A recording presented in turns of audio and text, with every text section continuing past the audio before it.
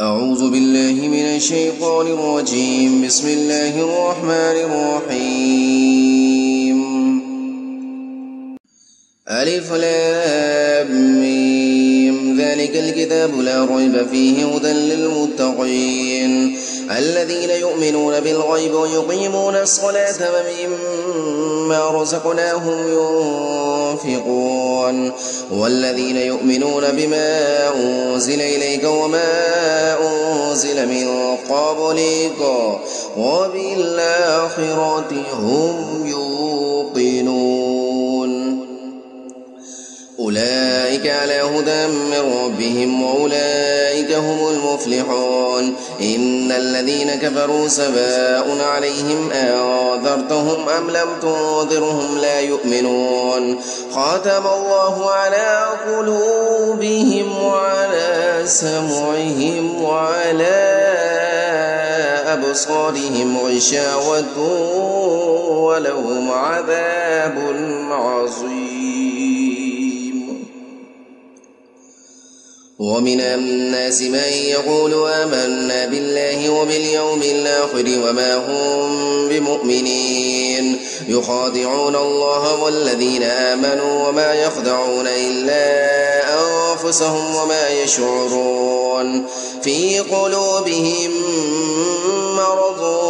فزادهم الله مرضا ولهم عذاب أليم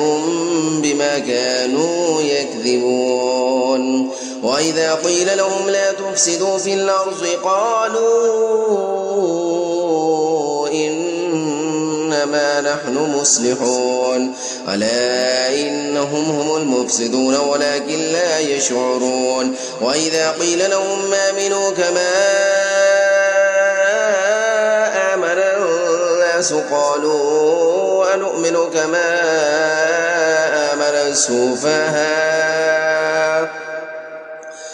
ألا إنهم هم السفهاء ولكن لا يعلمون. وإذا لقوا الذين آمنوا قالوا آمنا وإذا خلوا إلى شياطينهم قالوا إنا معكم إنما نحن مستهزئون.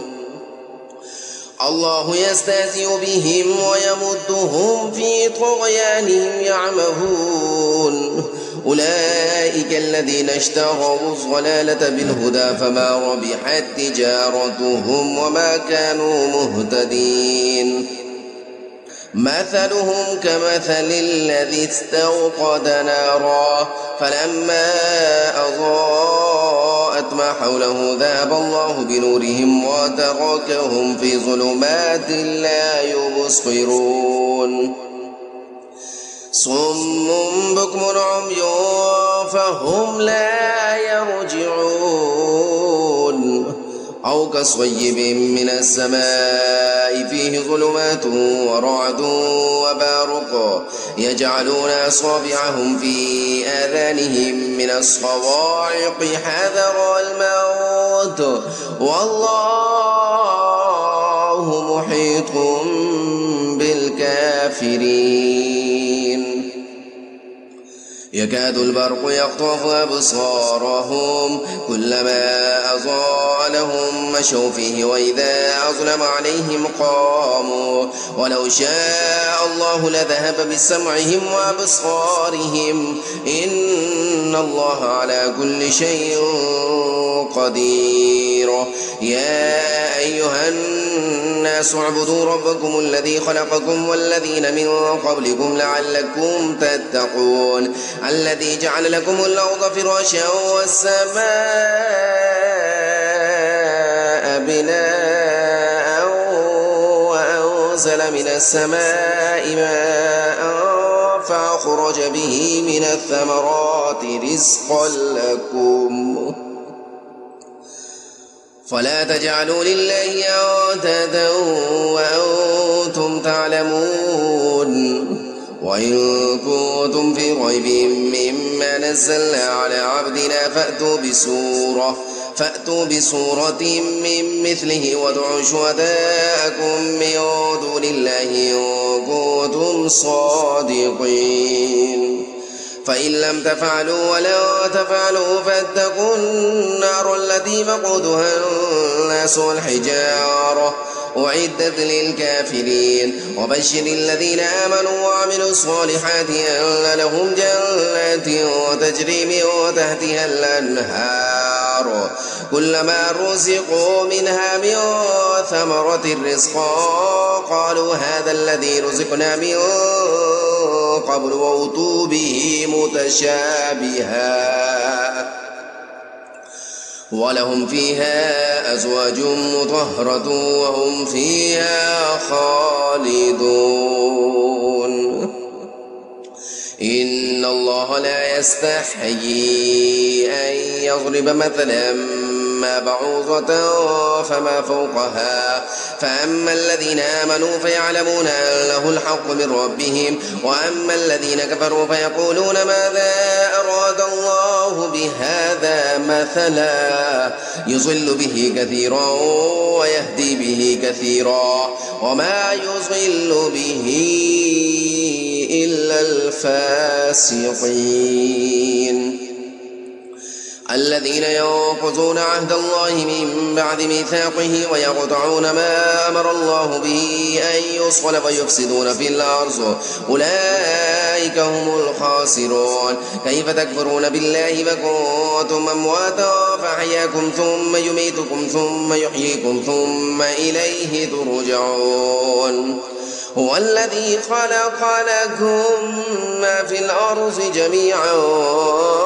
ثم استوى إلى السماء فسواهن 7 سماوات وهو بكل شيء عليم وإذ قال ربك للملائكة إني جاعل في الأرض خليفة قالوا أتجعل فيها من يفسد فيها ويسفك الدماء ونحن نسبح بحمدك ونقدس لك قال إني أعلم ما لا تعلمون وعلم آدم الأسماء كلها ثم عرضهم على الملائكة فقال أنبئوني بأسماء هؤلاء إن كنتم صادقين قالوا سبحانك لا علم لنا إلا ما علمتنا إنك أنت العليم الحكيم قال يا آدم أنبئهم بأسمائهم فلما أنبأهم بأسمائهم قال ألم أقل لكم إني أعلم غيب السماوات والأرض وأعلم ما تبدون وما كنتم تكتمون وإذ قلنا للملائكة اسجدوا لآدم فسجدوا إلا إبليس أبى واستكبر وكان من الكافرين وقلنا يا آدم اسكن أنت وزوجك الجنة وكلا منها رغدا حيث شئتما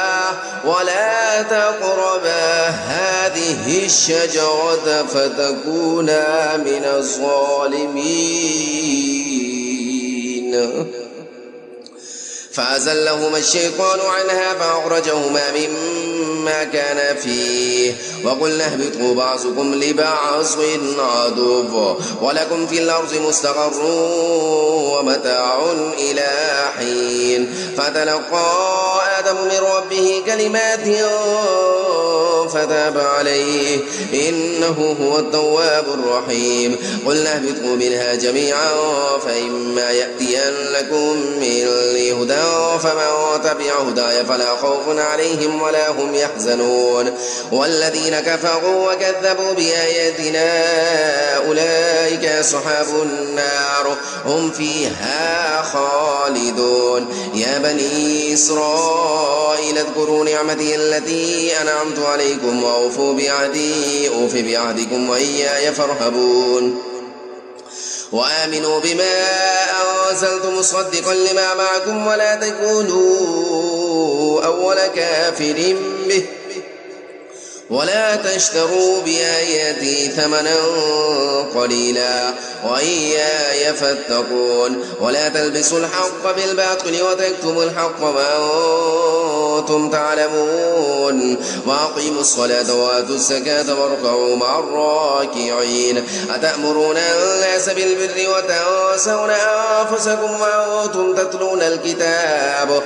أفلا تعقلون واستعينوا بالصبر والصلاة وإنها لكبيرة إلا على الخاشعين الذين يظنون أنهم ملاقو ربهم وأنهم إليه راجعون. يا بني إسرائيل اذكروا نعمتي التي أنعمت عليكم وأني فضلتكم على العالمين واتقوا يوما لا تجزي نفس عن نفس شيئا ولا يقبل منها شفاعة ولا يؤخذ منها عدل ولا هم ينصرون. وإذ نجيناكم من آل فرعون يسومونكم سوء العذاب يذبحون أبناءكم ويستحيون نساءكم وفي ذلكم بلاء من ربكم عظيم. وإذ فرقنا بكم البحر فأنجيناكم وأغرقنا آل فرعون وأنتم تنظرون. وإذ وعدنا موسى 40 ليلة ثم اتخذتم العجل من بعده وأنتم ظالمون ثم عفونا عنكم من بعد ذلك لعلكم تشكرون. وإذا آتينا موسى الكتاب والفرقان لعلكم تهتدون. وإذ قال موسى لقومه يا قوم إنكم ظلمتم أنفسكم باتخاذكم العجل فتوبوا إلى بارئكم فاقتلوا أنفسكم ذلكم خير لكم عند بارئكم فتاب عليكم إنه هو التواب الرحيم. وإذ قلتم يا موسى لا نؤمن لك حتى نرى الله جهرة فأخذتكم الصاعقة وأنتم تنظرون ثم بعثناكم من بعد موتكم لعلكم تشكرون. وظللنا عليكم الغمام وأنزلنا عليكم المن والسلوى كلوا من طيبات ما رزقناكم وما ظلمونا ولكن كانوا أنفسهم يظلمون. وإذ قلنا ادخلوا هذه القرية فكلوا منها حيث شئتم رغدا وادخلوا الباب سجدا وقولوا حطوة نغفر لكم خطاياكم وسنزيد المحسنين. فبدل الذين ظلموا قولا غير الذي قيل لهم فأنزلنا على الذين ظلموا رجزا من السماء بما كانوا يفسقون. وإذ استسقى موسى لقومه فقلنا اضرب بعصاك الحجر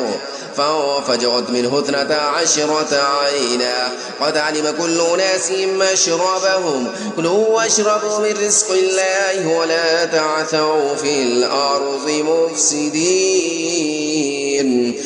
وإذ قلتم يا موسى لن نصبر على طعام واحد فادع لنا ربك يخرج لنا مما تنبت الأرض من بقلها وقثائها وفومها وعدسها وبصلها قال أتستبدلون الذي هو أدنى بالذي هو خير اهبطوا مصر فإن لكم ما سألتم وضربت عليهم الذلة والمسكنة وباءوا بغضب من الله ذلك بأنهم كانوا يكفرون بآيات الله ويقتلون النبيين بغير الحق ذلك بما عصوا وكانوا يعتدون. إن الذين آمنوا والذين هادوا والنصارى والصابئين من آمن بالله واليوم الآخر وعمل صالحا فلهم أجرهم عند ربهم ولا خوف عليهم ولا هم يحزنون. وإذا أخذنا ميثاقكم ورفعنا فوقكم الطور خذوا ما آتيناكم بقوة واذكروا ما فيه لعلكم تتقون. ثم توليتم من بعد ذلك فلولا فضل الله عليكم ورحمته لكنتم من الخاسرين.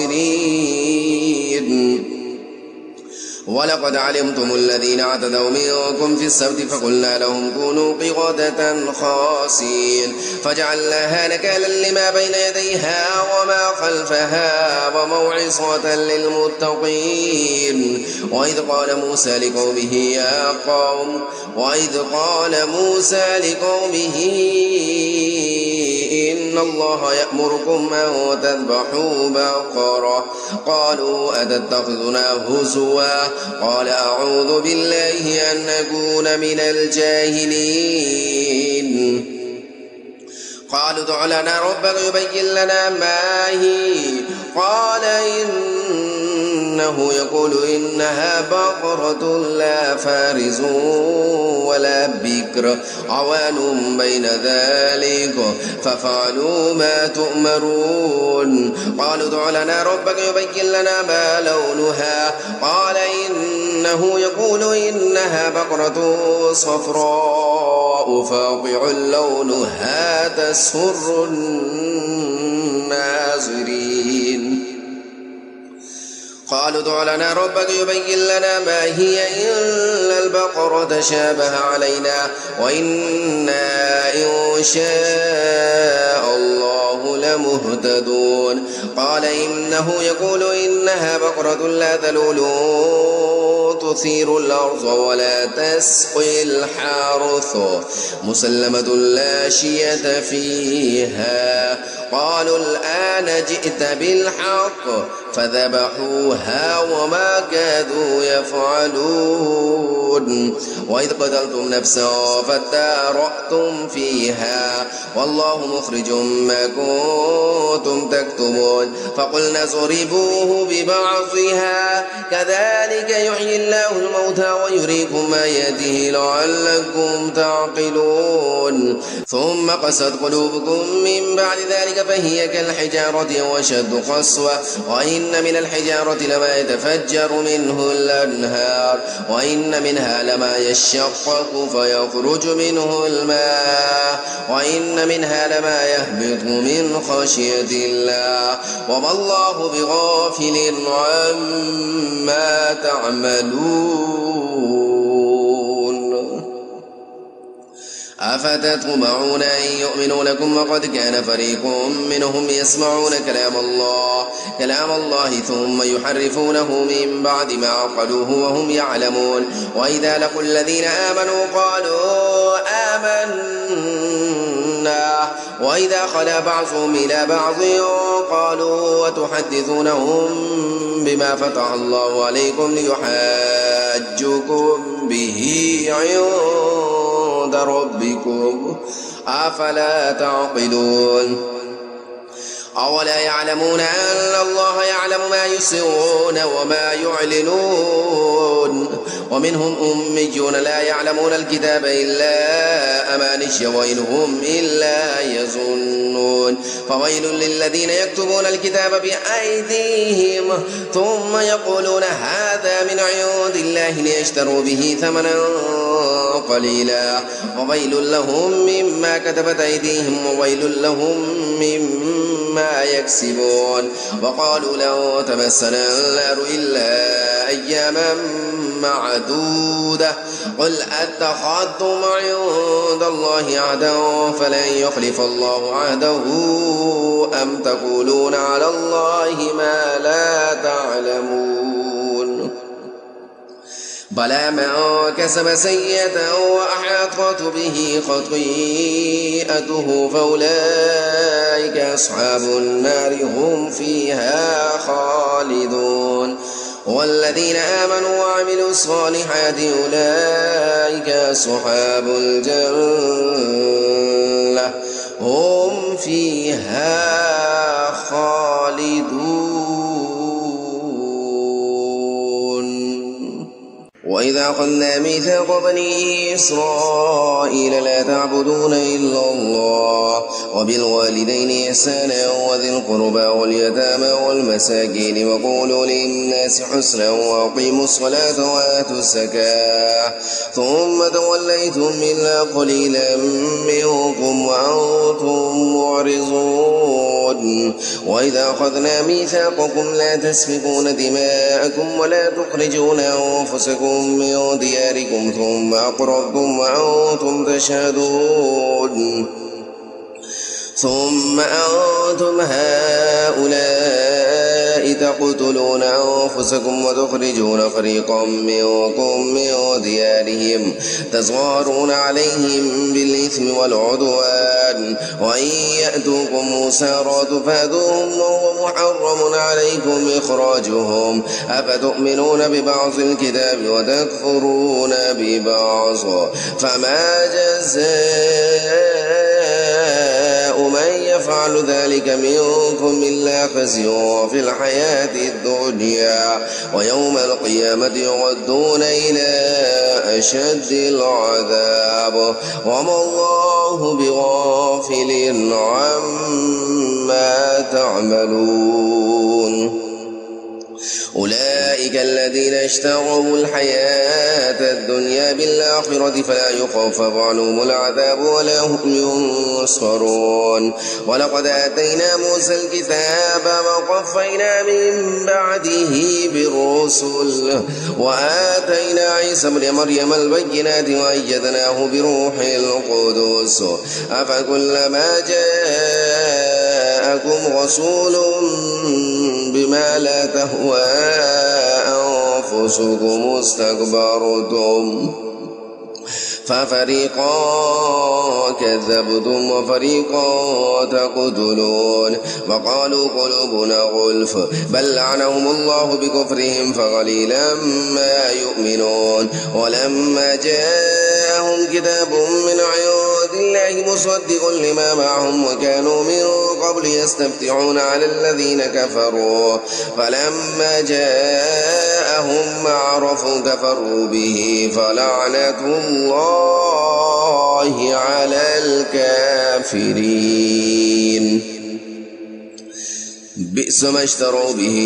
أنفسهم أن يكفروا بما أنزل الله بغيا أن ينزل الله من فضله على من يشاء من عباده فباءوا بغضب على غضب وللكافرين عذاب مهين وإذا قيل لهم آمنوا بما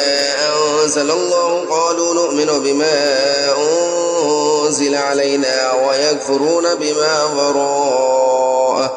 وهو الحق مصدقا لما معهم قل فلم تقتلون أنبياء الله من قبل إن كنتم مؤمنين ولقد جاءكم موسى بالبينات ثم اتخذتم العجل من بعده وأنتم ظالمون وإذا أخذنا ميثاقكم ورفعنا فوقكم الطور خذوا ما آتيناكم بقوة واسمعوا قالوا سمعنا وعصينا وأشربوا في قلوبهم العجل بكفرهم قل بئس ما يأمركم به إيمانكم إن كنتم مؤمنين قل إن كانت لكم الدار الآخرة عند الله خالصة من دون الناس فتمنوا الموت إن كنتم صادقين ولن يتمنوا أبدا بما قدمت أيديهم والله عليم بالظالمين ولتجدنهم أحرص الناس على حياة ومن الذين أشركوا يود أحدهم لو يعمر 1000 سنة وما هو بمزحزحه من العذاب أن يعمر والله بصير بما يعملون قل من كان عدوا لجبريل فإنه نزله على قلبك بإذن الله مصدقا لما بين يديه وهدى وبشرى للمؤمنين من كان عدوا لله وملائكته ورسله وجبريل وميكال فإن الله عدو للكافرين ولقد أنزلنا إليك آيات بينات وما يكفر بها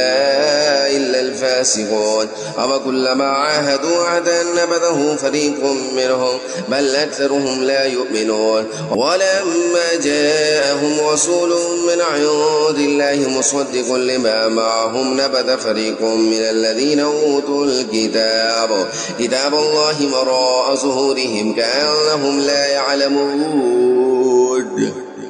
واتبعوا ما تتلو الشياطين على ملك سليمان وما كفر سليمان ولكن الشياطين كفروا يعلمون الناس السحر وما أنزل على الملكين ببابل هاروت وماروت وما يعلمان من أحد حتى يقولا إنما نحن فتنة فلا تكفر فيتعلمون منهما ما يفرقون به بين المرء وزوجه وما هم بضارين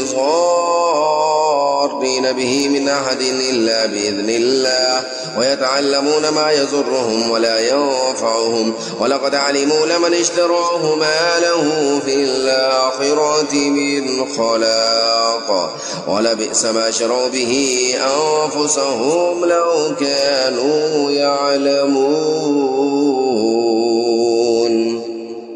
ولو أنهم آمنوا واتقوا لمثوبة من عند الله خير لو كانوا يعلمون يا أيها الذين آمنوا لا تقولوا راعنا وقولوا انظرنا واسمعوا وللكافرين عذاب أليم ما يود الذين كفروا من أهل الكتاب ولا المشركين أن ينزل عليكم من خير من ربكم والله يختص برحمته من يشاء والله ذو الفضل العظيم ما ننسخ من آية أو ننسها نأتي بخير منها أو مثلها ألم تعلم أن الله على كل شيء قدير ألم تعلم أن الله له ملك السماوات والأرض وما لكم من دون الله من ولي ولا نصير أم تريدون أن تسألوا رسولكم كما سئل موسى من قبل ومن يتبدل الكفر بالإيمان فقد ضل سواء السبيل ود كثير من أهل الكتاب لو يردونكم من بعد إيمانكم كفارا حسدا من عند أنفسهم من بعد ما تبين لهم الحق فاعفوا واصفحوا حتى يأتي الله بأمره إن الله على كل شيء قدير وأقيموا الصلاة وآتوا الزكاة وما تقدموا لأنفسكم من خير وتجدوه عند الله إن الله بما تعملون بصير وقالوا لن يدخل الجنة إلا من كان هودا أو نصارى تلك أمانيهم قل هاتوا برهانكم إن كنتم صادقين بلى من أسلم وجهه لله وهو محسن فله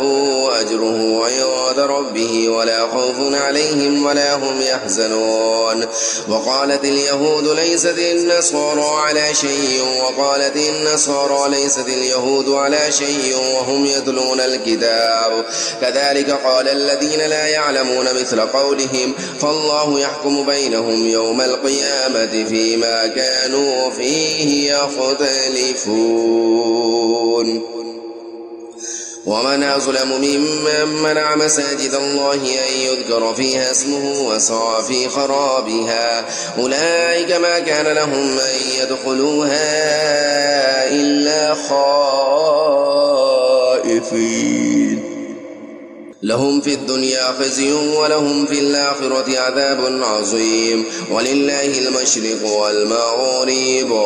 فأينما تولوا فثم وجه الله إن الله واسع عليم وقالوا اتخذ الله ولدا سبحانه بل له ما في السماوات والأرض كل له قانتون بديع السماوات والأرض وإذا قضى أمرا فإنما يقول له كن فيكون وقال الذين لا يعلمون لولا يكلمنا الله أو تأتينا آية كذلك قال الذين من قبلهم مثل قولهم تشابهت قلوبهم قد بينا الآيات لقوم يوقنون إنا أرسلناك بالحق بشيرا ونذيرا ولا تسأل عن أصحاب الجحيم ولن ترضى عنك اليهود ولا النصارى حتى تتبع ملتهم قل إن هدى الله هو الهدى ولئن اتبعت أهواءهم بعد الذي جاءك من العلم ما لك من الله من ولي ولا نصير الذين آتيناهم الكتاب يتلونه حق تلاوته أولئك يؤمنون به ومن يكفر به فأولئك هم الخاسرون. يا بني إسرائيل اذكروا نعمتي التي أنعمت عليكم وأني فضلتكم على العالمين واتقوا يوما لا تجزي نفس عن نفس شيئا ولا يقبل منها عدل ولا تنفعها شفاعة ولا هم ينصرون وإذ ابتلى إبراهيم ربه بكلمات فأتمهن قال إني جاعلك للناس إماما قال ومن ذريتي قال لا ينال عهد الظالمين وإذ جعلنا البيت مثابة للناس وأمنا واتخذوا من مقام إبراهيم مصلى وعهدنا إلى إبراهيم وإسماعيل أن طهرا بيتي للطائفين والعاكفين والركع السجود وإذ قال إبراهيم رب اجعل هذا بلدا آمنا وارزق أهله من الثمرات من آمن منهم بالله واليوم الآخر قال ومن كفر فأمتعه قليلا ثم أضطره إلى عذاب النار وبئس المصير وإذ يرفع إبراهيم القواعد من البيت وإسماعيل ربنا تقبل منا إنك أنت السميع العليم ربنا واجعلنا مسلمين لك ومن ذريتنا أمة مسلمة لك وأرنا مناسكنا وتب علينا إنك أنت التواب الرحيم ربنا وابعث فيهم رسولا منهم يتلو عليهم آياتك ويعلمهم الكتاب والحكمة ويزكيهم إنك أنت العزيز الحكيم ومن يرغب عن ملة إبراهيم إلا من سفه نفسه ولقد اصطفيناه في الدنيا وإنه في الآخرة لمن الصالحين إذ قال له ربه أسلم قال أسلمت لرب العالمين ووصى بها إبراهيم بنيه ويعقوب يا بني إن الله اصطفى لكم الدين فلا تموتن إلا وأنتم مسلمون أم كنتم شهداء إذ حضر يعقوب الموت إذ قال لبنيه ما تعبدون من بعدي قالوا نعبد إلهك وإله آبائك إبراهيم وإسماعيل وإسحاق إلها واحدا ونحن له مسلمون تلك أمة قد خلت لها ما كسبت ولكم ما كسبتم ولا تسألون عما كانوا يعملون وقالوا كونوا هودا أو نصارى تهتدوا قل بل ملة إبراهيم حنيفا وما كان من المشركين قولوا آمنا بالله وما أنزل إلينا وما أنزل إلى إبراهيم وإسماعيل وإسحاق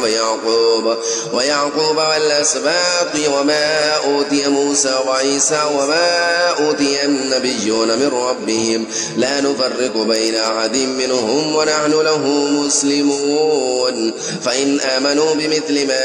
آمنتم به فقد اهتدوا وإن تولوا فإنما هم في شقاق فسيكفيكهم الله وهو السميع العليم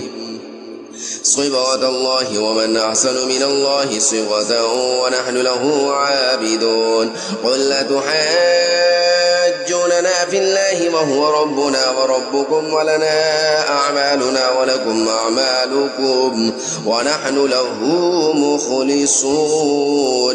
أم تقولون إن إبراهيم وإسماعيل وإسحاق ويعقوب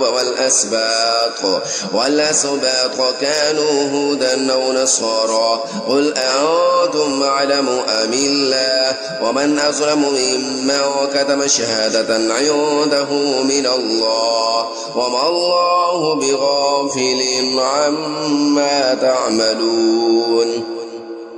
تلك أمة قد خلت لها ما كسبت ولكم